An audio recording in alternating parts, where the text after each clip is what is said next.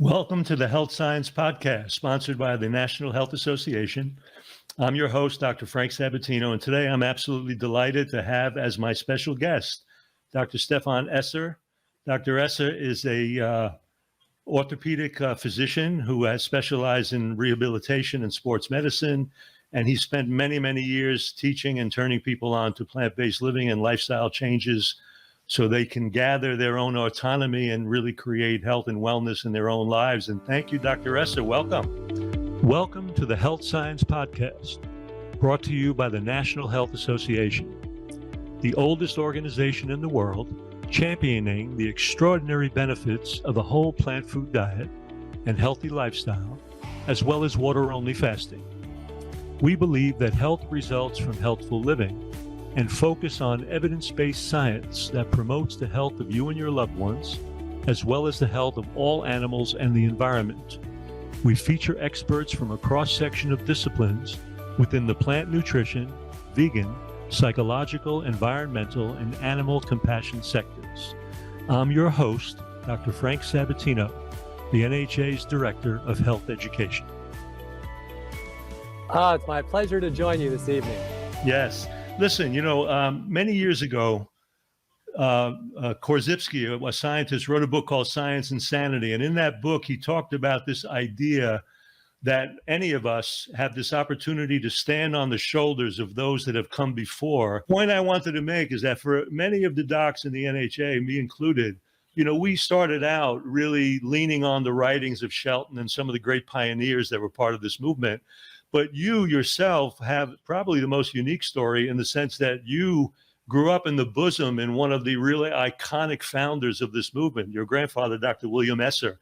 So I would love for you to share a little bit about how that early influence informed, your life and informed the path that you actually took to get to where you are now. And take as much time to do that, because I think it's an incredibly intriguing story.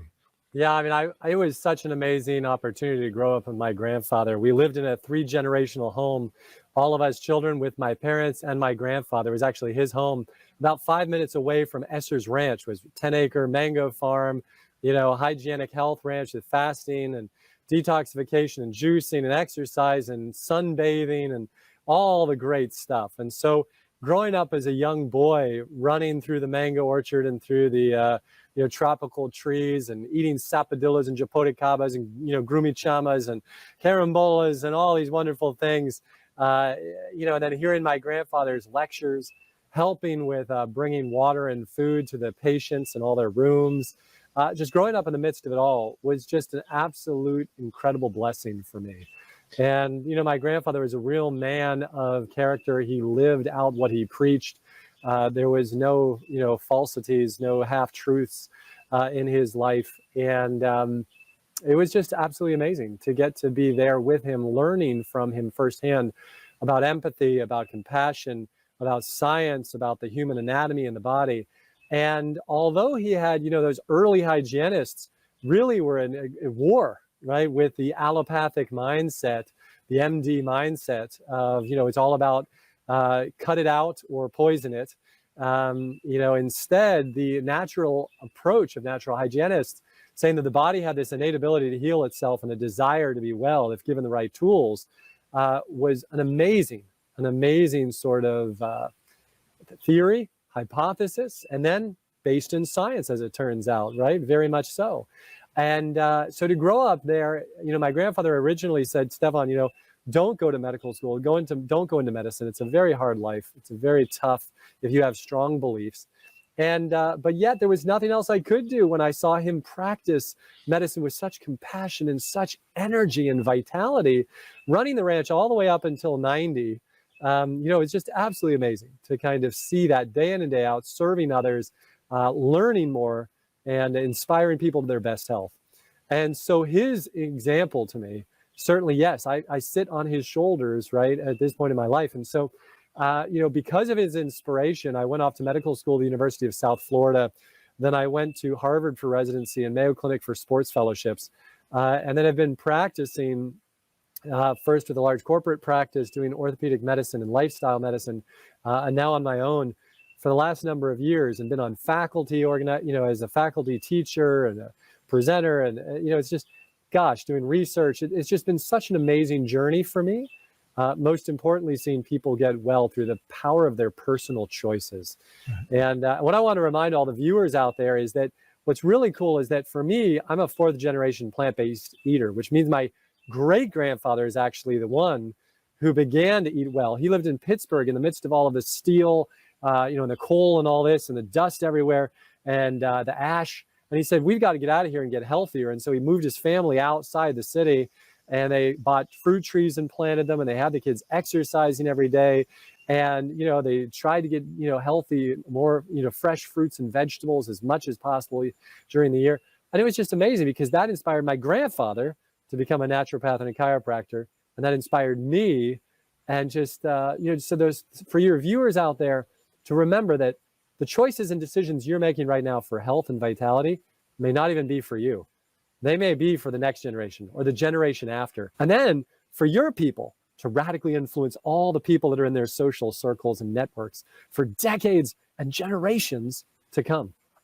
Yeah, it's interesting to me because there's a dilemma that I wanted to talk about if we step back to your education, but I could see where it's not. I mean, what I mean by that is sometimes if you go in the direction of medicine, you're conflicted because you're taught this treating mentality.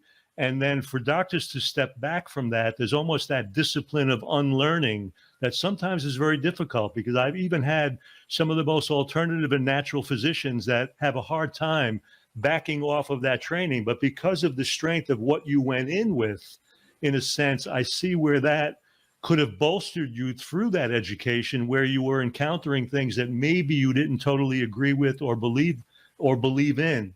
Is that accurate to say that that probably bolstered you in that educational path? Oh, 100%. And I also went in a little bit older than most. I didn't go right from undergrad into medical school. I took a few years off. And that allowed me to kind of continue to grow as a human, as an adult, right, with all the experiences that I was having, and to have more of my own beliefs about things. And what was really cool for me is that growing up as a kid, I got to see the power, the transformational power of these interventions, of therapeutic water fasting, of juice detoxification, of healthy living, of exercise. And so when I went to medical school, it was more of like, all right, well, does the science validate all these amazing things that I've seen? And what was cool is, right, as I dip into the scientific papers, I'd say yes, yes, yes, and yes. And the problem just was that in the medical school curriculum, we weren't learning it because, as I like to say, right, number one is doctors don't get paid to keep people healthy on average. And doctors don't get paid to teach patients either about where health comes from, et cetera. And insurance doesn't reimburse for any of that. So as a result, right, the medical schools don't teach it. But yeah, I came in with a very kind of inquiring mind and also a strong belief system that was established early on.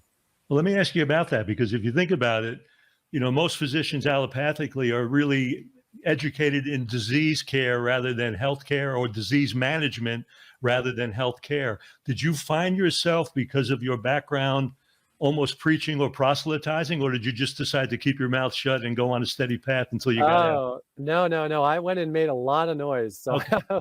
I went in, I started a preventive medicine and integrated medicine interest groups. I started a newsletter for students that the student affairs department allowed me to kind of do exactly what I wanted with, and then they took it over and published it and gave it all to the students.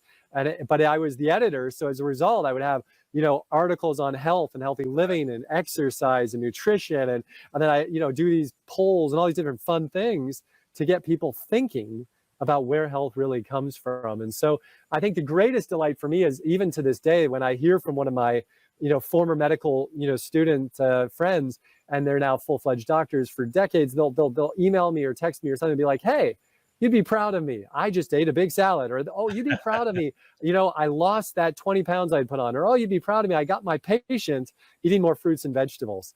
And it was funny, actually. I had a guy over for dinner the other night, and he goes, oh, you went to med school with my sister. And he texts her and he's like, this is crazy. And then a week later, she actually emailed me and said, could you send me a copy of your healthy living 4-week detox for weight loss? Because I put on some weight.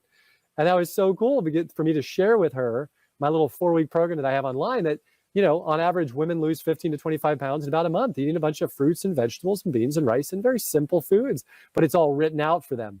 Right. And so it'll be fun to see, kind of her feedback once she does it. But, it's that's been the greatest delight, because each of us have opportunities at each phase of our life to impact others for good. And you never want to miss out on that opportunity. You're listening to the Health Science Podcast. I'm here with my special guest, Dr. Stephan Esser. We're going to take just a few moments to hear from our sponsor, the National Health Association. You're listening to the Health Science Podcast Show. I want to remind you to visit the National Health Association website, where you'll find incredible resources to support your healthy lifestyle, including plant-exclusive eating without added salt, oil, and sugar. Simply go to healthscience.org or nationalhealthassociation.org. Be sure to check out membership, which is only $35 per year for those living within the United States and $55 for those living outside the U.S. You'll be amazed at all the information and benefits you'll receive. As a member, you're kept up to date on the latest evidence-based tools for health promotion. You'll receive the incomparable quarterly magazine, Health Science, a beautiful 40-page advertising-free publication mailed to your home or offices, loaded with articles, recipes, inspirational stories, and interviews with world leaders in the fields of personal health, plant-based nutrition, water-only fasting, animal rights, and environmental support. And you'll receive details about life-changing events, such as the extraordinary annual conference of the National Health Association and diverse opportunities for plant-exclusive NHA cruises and travel vacations to exotic destinations around the globe. I'm your host, Dr. Frank Sabatino, and now back to the show. Welcome back to the Health Science Podcast. I'm your host, Dr. Frank Sabatino, and we're blessed today to have with us Dr. Stephan Esser. And I want to play just a little bit of game with you. There's a heyday of lifestyle medicine, as you know, which almost sounds, to audiences and to patients and to people like this all of a sudden came out of the blue, when the foundation for this is so etched in the hygienic consciousness, even from the 19th century forward. So I want to play a game with you, just a short game, in terms of this hygienic model and the science that's done. And we'll call it, where did they get it right and where did they get it wrong? I'm just curious about that. So let's have that a little bit, because we know that there are some things that were etched or grounded in hygienic teaching that we no longer really embrace quite as much, while other things have become embraced significantly more because they become so etched in the evidence base that's out there. So where did they get it right and where did they get it wrong? Give me your opinion on some of that. Well, I think they got it right with therapeutic water fasting, that it's incredibly powerful, right, with autophagy and with, diuresis and with inflammation reduction and all these great things. I think they got it right with a plant-strong nutritional approach. Back in the early years, right, there was let's have some cheese and maybe some free-range eggs or things like that. And I think we've now gotten away from that. I think that they got it right with movement and exercise, about how important that is. I think they got it right with the values of sun exposure in limited quantities. I think they got it right with emotions and the whole mind-body connection and the value there. I think they got it right with sleep and how crucial that is. Wow. Ding, ding, ding, ding. Yeah. Win, win, win, baby. So is there any wrongs that they got? I think that the only wrong that I'd see would be whenever we push anything to the extreme that it can fix anything at all. And so perhaps those individuals, right, who, might have an end-stage metastatic cancer and decide to go on a fast that might be too long, right, or some extreme of that kind, that can, kind of exhaust their resources for healing. But I think that when approached and applied in a moderate fashion, the way it was intended, I think we get beautiful results almost across the board. Yeah, I agree. Yeah, I think the food combining situation was a place where maybe there was a little bit of a glitch, but again, with all due respect to Dr. Shelton and even your grandfather, they just didn't have the data at the Right. time, and they couldn't gather that data. So really, through no fault of their own, they presented a model that we've come in modern light to see a little bit differently. Right. A lot of people don't know that you had a part of your life as a very high performance athlete. And we know that, athletes, and especially with your work in sports medicine too, we know that a number of athletes have gravitated toward this plant exclusive way of living because it reduces inflammation, it helps recovery time, it promotes performance. From your own experience, I know you were at a very high level in tennis. At one point, I read that you were number one as in the doubles with your partner, whoever it was at that time. Were you totally embracing this way of living and eating during the time of your high level performance? And if you were, how did that play out for you? What were the benefits that you saw that, again, now become important as you deal with sports medicine and athletes and people doing these things? Yeah, I mean, 100%. I've always, eaten this way with few and rare exceptions of a meal here and there. And so, yeah, I mean, I was downing big pitchers of fresh squeezed juice and massive salads and my beans and rice and my potatoes and my dried fruit and some nuts and seeds and all the wonderful sort of cornucopia of micronutrient dense foods. And, I would be in the gym for 2 hours a day and I'd be on the court for 6 hours a day, sometimes longer. And, I was definitely in the best shape of my life, with nice lean muscle everywhere. And I could go all day nonstop without ever stopping on the court. And what was great is soreness less likely to occur, recovery much faster. Never had any issues with cramping or, issues of that kind because of the adequate balance of micronutrients, minerals and fluids that come with eating an excellent program. And so, yeah, I mean, it was just wonderful because I could go longer, harder, faster, and sooner than most of my peers and get right back out there the next day. And we do see that now more and more on the elite level, whether it be people like Carl Lewis in track and field in the past, or whether it be people, Plant Strong program in the tennis world, for example, right now, like Novak Djokovic, right, who's number one and about to be number one in the world again, and in large part eats predominantly plants with rare exception.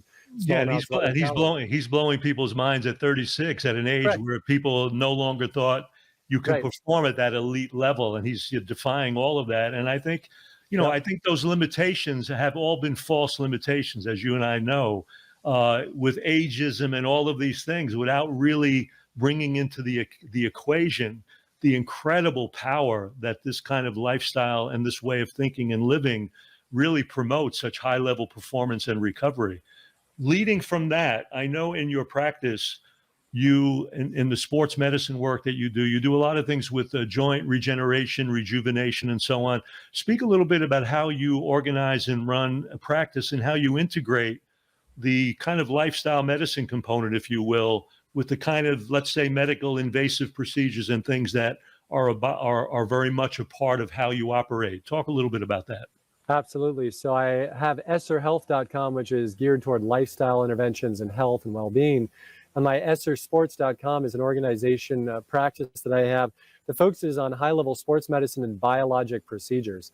So biologic procedures are procedures where we use some form of human biology, whether it be growth factors from the blood, whether it be bone marrow-derived stem cells, fat-derived stem cells, or other features of the human person to stimulate healing events. So our bodies have an innate ability to heal, but at times, whether it be to repetitive microtrauma, inadequate opportunity to heal, too much of a significant injury, or chronic inflammation, these areas don't fully heal. Let's say like a tendon that gets a chronic tendinopathy, or a joint that develops progressive arthritis, osteoarthritis.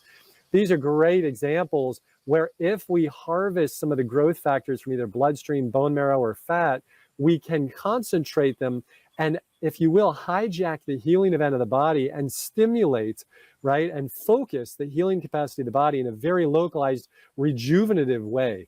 And so the literature now is quite compelling. For example, draw some blood, spin down a person's platelets, inject them into a joint with moderate arthritis. The studies show with randomized controlled trials that PRP, or platelet-rich plasma, is more effective and has longer-term benefit than steroid injections, gel shots, and also has an actual regenerating effect on the cartilage, with 70% of people's knees, for example, thickening the cartilage on the back of the kneecap when they receive these injections. That's pretty cool. And so the benefits can be like, for example, growth factor PRP up to 2 years, 3 years, 4 years, depending upon the issue. And stem cell procedures I do up to 7, 8, 10 years at a time with reductions in pain, improvement in function, and better performance. And so this goes perfectly hand in hand with a nutritional model, because it turns out that nutrients are information at the cellular level. And so when you provide the body the ideal nutrients, they stimulate these growth factors to have greater capacity for our stem cells to multiply and diversify, and to then move out into the periphery where they can have more effect. So cool foods, for example, like ferulic acid in fennel, or cinnamaldehyde in cinnamon, or resveratrol in deep blue and purple fruits, or quercetin in red onions. All of these are examples of substances and foods that actually increase multiplication, differentiation, and growth of human stem cells.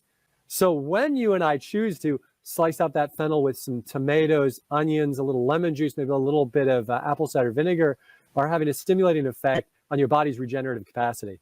And so this is a perfect, synchrony for the body, where I see that individual and I say, hey, you're chronically inflamed, you've got this metabolic syndrome, type 2 diabetes, hypertension. These are all diseases of inflammation and chronic dysfunction. And so we get those individuals on a micronutrient-dense plant-based program. We reduce the inflammation, we reduce unnecessary weight, we diurese all the excess salt that's causing retention of fluid. And now we also add in these specific micronutrient-based foods that stimulate the stem cells, stimulate the growth factors to have even more of an effect. A great example, I had a patient not too long ago, a distant family member of mine who had severe end-stage osteoarthritis in the knees, 9 out of 10 pain all day long, taking opioids for it.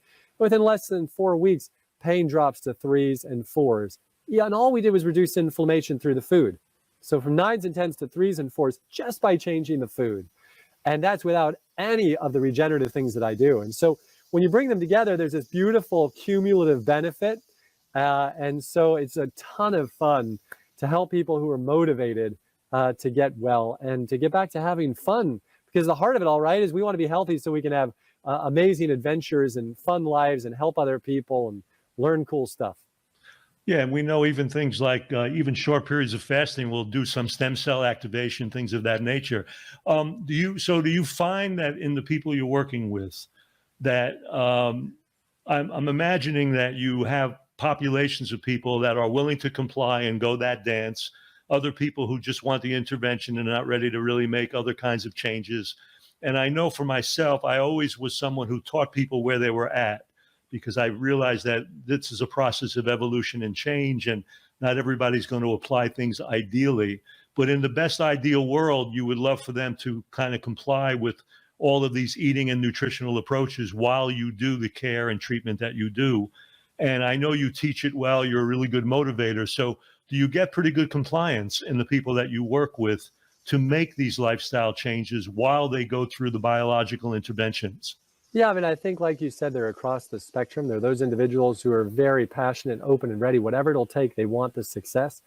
And that's usually how I market it to them, right? It's just saying, look, you're spending money, I'm spending time. Let's add in these additional things to maximize your success. So I will always treat people where they are, like you suggested, but I always let them know that there's a carrot hanging in front of them. If they just move a little bit down the pipe, it's going to improve their outcomes moving forward. On rare occasions, I will refuse to do procedures for people because I feel from an integrity perspective that they're not going to get the benefit they want if they have not improved the general cellular health of their body.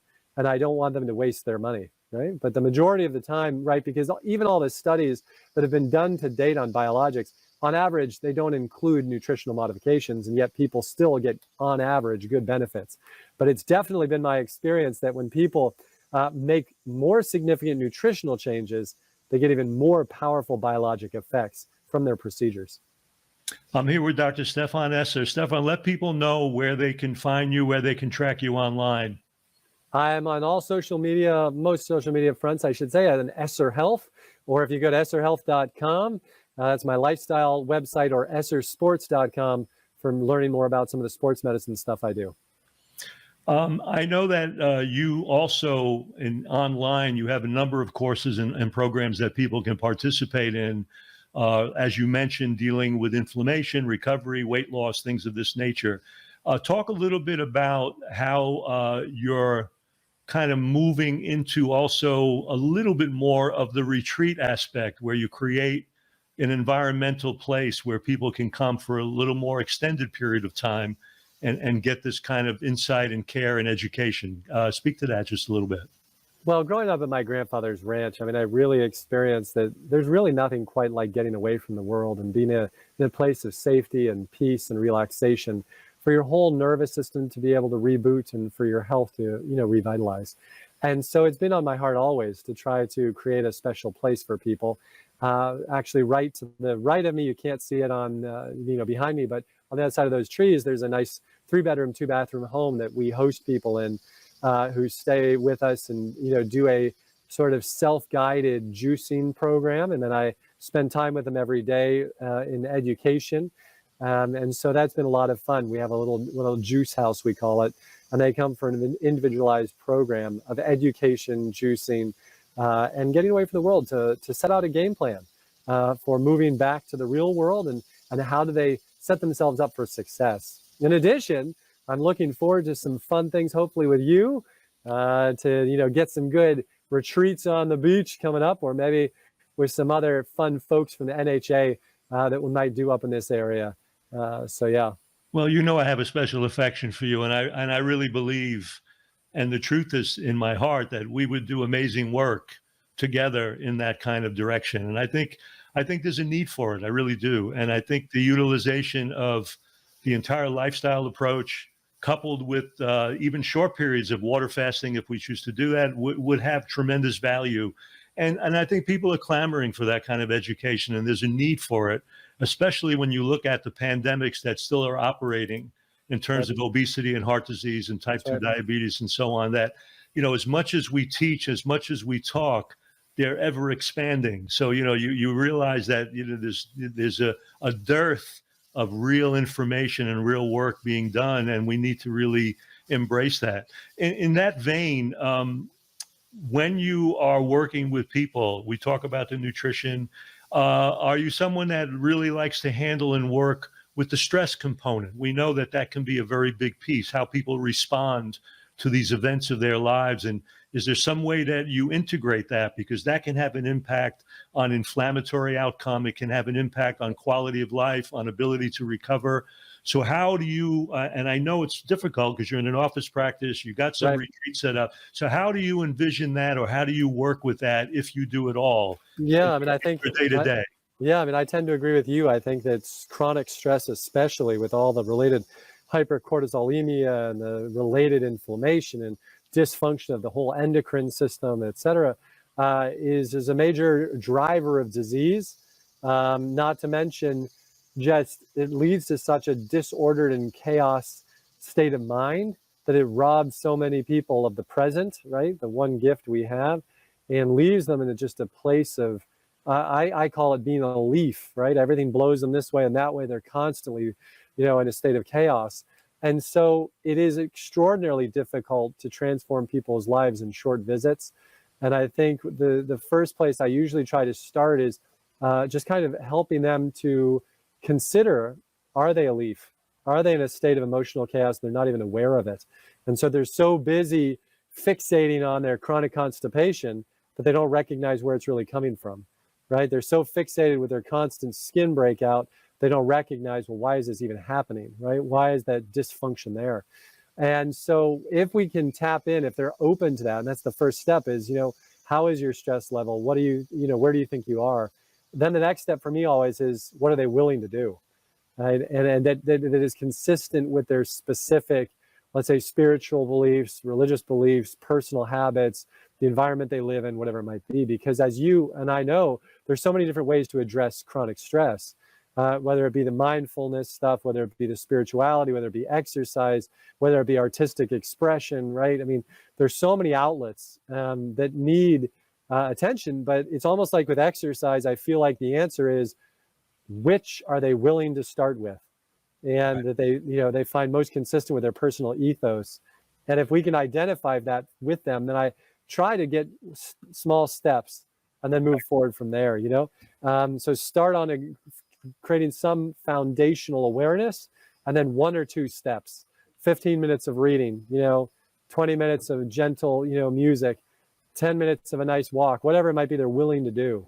Obviously, if they come here with us, then my wife has a whole program that she is very passionate about, kind of walking through emotional intelligence and self-awareness and stepwise progression through all of the good stuff, you know, your personality type, and then really dialing in deeply what were your, you know, childhood wounds, and all this stuff that for many of us, without realizing it, are incredibly strong motivators for what we're doing now. And yet we're totally unaware. So yeah. Yeah, the what are they willing to do question is really an incredible question. It's really important because, you know, I found early on in my own career, you know, I would try to teach people where I thought they should be. And of course, they hadn't really gotten to that place. And then what you wind up doing is you can turn someone off to a path that could ultimately remarkably improve and change their lives, only because you weren't even willing as the practitioner to embrace the fact that they needed to do it in the increments that they could in fact handle. So yeah, I appreciate that intensely, because I saw that really in my own life and in my own practice. And it's really important because, you know, when people do this and they have these little outcomes of success, it's a remarkable thing, because that's what drives the process forward. And I think, you know, I know you have this phrase, the difference between thriving, you know, striving and thriving, and this idea that, you know, we have this incredible ability to heal and be well. And too much of what happens in the society that we live in, whether it's through the corporate entities or even the medical profession, you know, we become disengaged from the power that operates within each of us. And a lot of the work that you and I do and is to really turn people on to that power, that ability to be autonomous and to embrace and really feel and experience high-level health, that outcome of high-level health, not just, you know, the absence of symptoms where we just get by. That's Speak right. to that just a little bit as a message to our audience, that idea of really thriving and really embracing that ability that we have within ourselves to achieve that remarkable optimal outcome. Well, my grandfather spoke about that frequently with people, about how we've, as a society, accepted this mindset that it's normal to have chronic constipation. It's normal to have chronic skin breakouts. It's normal to have chronic congestion.